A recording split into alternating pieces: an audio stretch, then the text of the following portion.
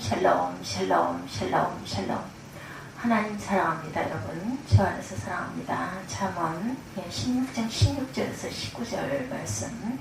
야훼께서 미워하시는 것 세 가지. 16절 보죠.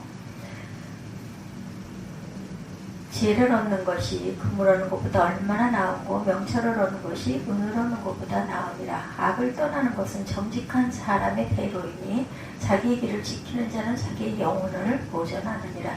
교만은 패망의 선봉이요 거만한 마음은 넘어짐의 앞잡이니라. 겸손한 자와 함께하여 마음을 낮추는 것이 교만한 자와 함께하여 탈취물을 나누는 것보다 나으리라. 그렇죠. 한 여인이 결혼을 앞두고 인고 부부로 알려진 선배에게 묻습니다. 어떻게 하면 우리도 선배처럼 행복한 부부로 살 수 있을까요? 선배 부부중 남편이 답합니다. 쉽지는 않은데 아내가 좋아하는 것을 나도 좋아하려고 노력했어요. 그랬더니 아내와의 거리가 훨씬 가까워지더라고요. 선배 부부 중 아내가 또한 덧붙입니다. 정말 힘이 들었는데 남편이 싫어하는 것을 나도 싫어하려고 노력했어요. 그랬더니 남편이 곁에 가까이 와 있더라고요. 부부가 행복하려면 상대방이 좋아하는 것을 좋아할 수 있어야 합니다. 더더욱 상대방이 싫어하는 것을 또한 싫어할 수도 있어야 된다는 거죠. 이것은 하나님과의 관계에서도 마찬가지입니다. 하나님께서 좋아하시는 것을 우리가 좋아할 때 하나님과의 우리의 관계가 훨씬 가까워집니다. 더더욱 하나님께서 싫어하시는 것을 우리가 싫어할 때 하나님과 우리의 관계는 더욱더 좋아질 것입니다. 민수기 25장에 보면 우리가 주목할 만한 이야기가 나오죠. 이스라엘 백성이 요단 동편 시딤이라는 곳에 진을 치고 있을 때예요. 이스라엘 남자들이 그 땅에 모압 여인들과 음란한 짓들을 저질렀어요. 그리고 그 여인들을 따라 바알신을 섬기기까지 합니다. 하나님께서 이것을 지켜보시면서 진노하세요. 이스라엘 백성들에게 전염병인 열병이죠. 창궐하도록 하죠. 그리고 하나님께서 모세를 불러 음란한 짓을 저지른 자들을 처단해야 이 진노가 그칠 것이다 이렇게 말씀하시죠. 그때 갑작스러운 일이 일어납니다. 음란한 짓을 저지르던 이스라엘 한 남자가 이방 여인 미디안 여인과 함께 나타나요. 그 자리에 있던 비느하스가 창을 들고 남녀의 뒤를 따라 막사로 들어갑니다. 그리고 그 자리에서 두 사람을 창으로 찔러 죽여요. 하나님께서 이 장면을 보시고 모세에게 말씀하시죠. 비느하스가 내 질투심으로 질투하여 이스라엘 자손 중에 내 노를 돌이켜 내 질투심으로 그들을 소멸하지 않게 하였도다. 하나님께서 음란한 짓을 저지른 자들에 대해 분노를 느끼고 계셨는데 비느하스가 하나님과 같은 마음으로 그들에게 분노를 느꼈다는 거죠. 그리고 하나님 대신해서 그들을 처단했다 이렇게 말씀을 하십니다. 대신해서 처단한 결과는 이 결과 두 가지 일어나죠. 하나는 하나님께서 이스라엘 백성을 향한 진노를 그치시고 창궐했던 전염병인 연병을 그치게 했다. 다른 하나는 비느하스를 제사장으로 삼으셨어요. 그것도 계속해서 자손 대대로 제사장으로 삼으시겠다고 말씀하죠. 여기서 우리가 분명하게 확인할 것이 있습니다. 하나님께서 미워하시는 것을 미워하는 사람이 하나님께 칭찬을 받는다. 하나님께서 분노하시는 것을 분노하는 사람이 하나님께 귀하게 쓰임을 받게 된다는 겁니다. 우리도 비느하스처럼 창을 들어야 되겠다. 하나님께서 미워하시는 것을 끊어낼 창을 들어야 합니다. 창을 들고 내 안에 하나님께서 미워하시는 것이 있는지를 살펴야 되겠죠. 아직 하나님께서 미워하시는 것이 남아있다면 창으로 끊어내야 되겠다. 창을 들고 우리 공동체를 살펴보십시다.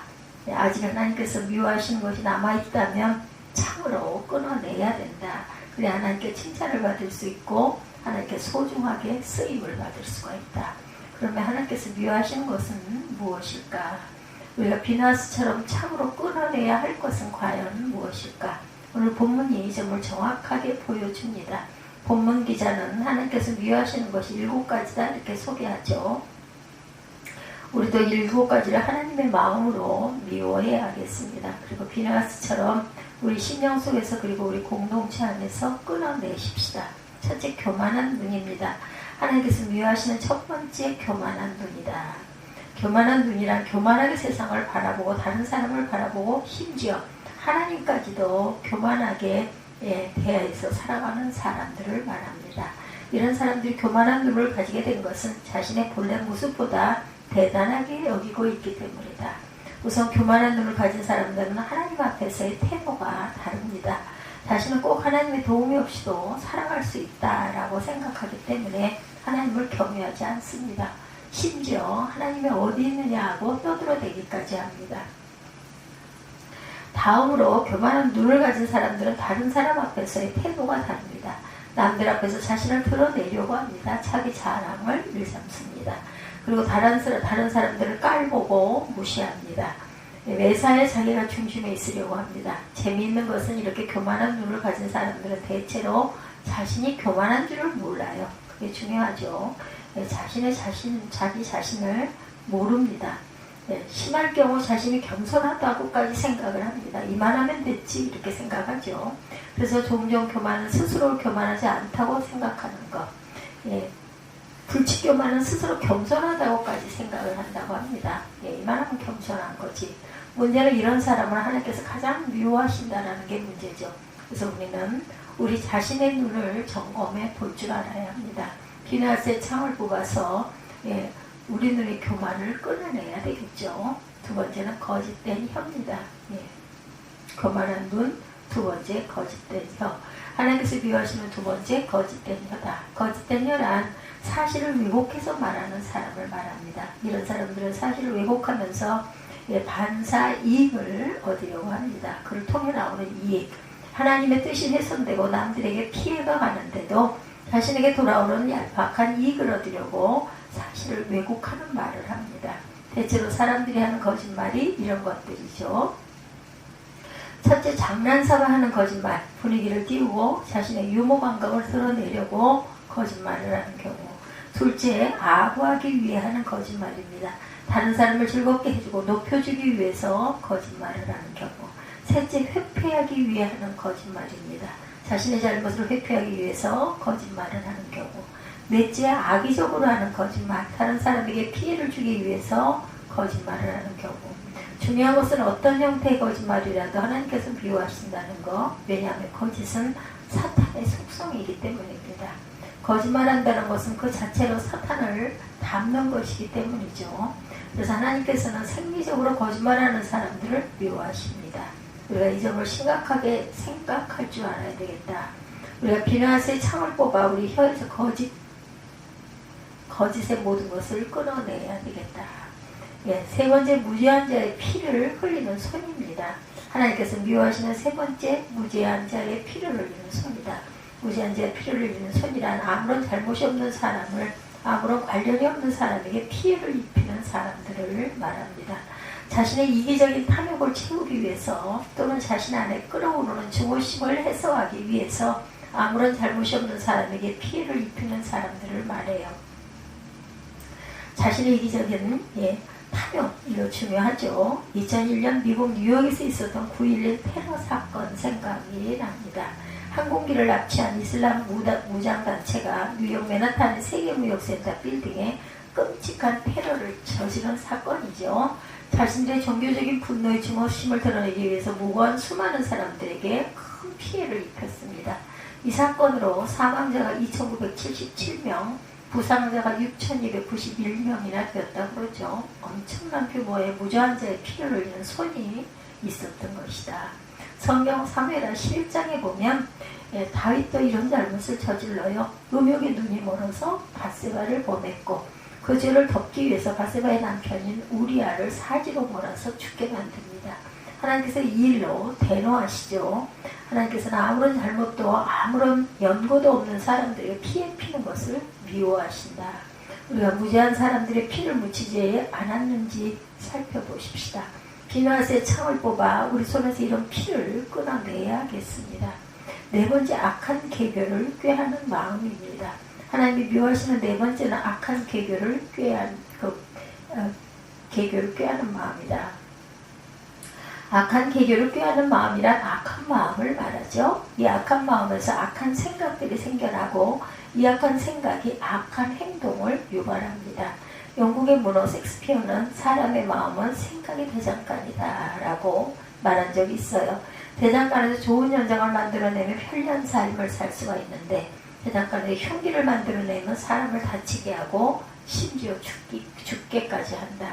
근데 예레미야 17장 9절에 보면 만물보다 거짓되고 심히 부패한 것은 마음이라 누가 능히 이를 알려 이렇게 말하고 있죠. 네, 사람들의 마음이 부패한 것이다. 그러니 섹스피어의 말대로 늘 흉기를 만들고 악한 연장을 만들어내고 있다는 것. 근데 사람들은 이것을 모른다는 거죠. 네, 사무엘상 16장 7절에도 하나님께서는 그 마음을 정확하게 꿰뚫어 보세요. 사람은 사람의 마음을 볼 수가 없습니다. 그래서 악한 사람을 선한 사람인 줄 알고 속을 때가 많다. 그러나 하나님은 다르죠. 그래서 결코 속지 않으세요. 악한 마음을 가진 사람을 정확하게 분별해내십니다. 근데 문제는 악한 마음을 하나님께서 미워하신다라는 것. 그래서 우리 마음을 돌아보아야 한다. 거듭나야 한다. 우리 마음이 새로워져야 되고 하나님 보실 때 선하고 아름다운 마음이 되어야 한다. 다섯 번째, 빨리악으로 달려가는 발입니다. 하나님이 미워하시는 다섯 번째는 빨리악으로 달려가는 발이다. 여기서 발이란 행동을 나타내는 몸의 부위입니다. 그리고 빨리 달려간다는 것은 빠르게 실행에 옮기는 것을 말합니다. 그러니까 빨리 악으로 달려가는 발이란 악한 생각이 떠오를 때 충동적으로 저지르는 삶의 태도다. 충동조절장애라는 정신질환이 있다고 그러네요. 예. 병적으로 도박에 몰두하는 것과 같이 본능적 욕구가 지나치게 강하거나 자기 방어가 기능이 약해져서 스스로 충동을 조절하지 못하는 정신장애를 말합니다. 이런 사람들의 특징은 무엇이나 하고 싶은 충동이 일어나면 제어가 안 되고 하고 싶은데 하지 못하면 남에게 해를 끼치는 행동을 반복적으로 한다는 거예요. 현대사회에 들어와 이런 사람들이 급증하고 있습니다. 스마트폰 중독, 인터넷 중독, 마약 중독, 알코올 중독, 도박 중독, 커피 중독과 같은 중독형 현상들이 늘어나죠. SNS나 인터넷을 통해 검증되지 않은 정보에 현혹되어서 충동적으로 행동하는 일들이 늘어난다는 것. 잊지 말아야 할 것은 이런 것들을 하나님께서 미워하신다는 겁니다. 충분히 기도하고 신중하게 생각하고 행동해야 할 텐데 마음속에서 일어나는 충동을 제어하지 못하고 일을 저지르는 일들을 하나님께서 미워하신다. 이런 충동을 잘 조절하는 제어가 되어야 한다. 거짓을 말하는 망령된 증인을 또한 하나님이 미워하십니다. 여섯 번째입니다. 하나님이 미워하는 여섯 번째는 거짓을 말하는 망령된 증인입니다. 구약 성경에 재판할 때 반드시 두 사람 이상의 증인을 출석시켜요. 그리고 그 증인의 증언을 결정적 단서로 활용합니다. 이때 거짓 증언을 하면 하나님의 공의를 무너뜨리는 것이 된다. 그래서 하나님께서는 이것을 무거운 죄로 처벌하셨어요. 열왕기상 21장에 아합 왕이 나봇의 포도원을 빼앗는 이야기가 나오죠. 이때 왕비 이세벨이 거짓 증인들을 내세웁니다. 나봇이 신성모독죄를 범했다는 거고 재판에서 이 증인들의 거짓 증언 때문에 나봇은 돌에 맞아 처참하게 죽고 포도원이 빼앗깁니다. 하나님께서 이런 거짓 증언을 미워하세요. 후에 그들을 엄벌하시죠. 우리 자신 또한 돌아보아야겠습니다. 우리의 말 한마디로 이웃이 피해를 입고 있지 않은지 돌아보십시다. 의도적이든 부지불식간이든 남들에게 관한 말할 때 조심해서 말하자. 일곱 번째, 형제 사이를 이간하는 자입니다. 하나님이 미워하시는 마지막 일곱 번째, 형제 사이를 이간하는 자다. 여기서 이간한다는 것은 형제 사이의 다툼과 분쟁을 일으키는 것을 말합니다. 사실 이간은 사단이 잘 사용하는 전략이에요. 서로 오해하게 만들고 서로 마음이 불편하게 만들고 서로 미워하게 만들고 나아가 서로 다투게 만듭니다. 그래서 공동체가 금이 가고 심지어 깨지게 만들죠. 하나님은 화목하게 하시는 분이십니다. 아들 예수 그리스도를 보내셔서 십자가에 죽게 하시기까지 하나님과 우리 사이에 화목을 이루시는 분이시다. 그리고 우리에게 하나 되라고 말씀하시는 분입니다. 그래서 형제 사이를 이간하는 사람은 하나님께서 미워하실 수밖에 없다. 우리가 우리 자신을 돌아보아야 되겠어요. 서로 화목하게 하는 삶을 살아야겠습니다. 행여라도 부지불식간이라도 서로 다투게 하거나 미워하게 하는 일을 해서는 안 되겠습니다. 오늘 본문에 하나님께서 미워하시는 것이 무엇인지를 구체적으로 말씀하죠.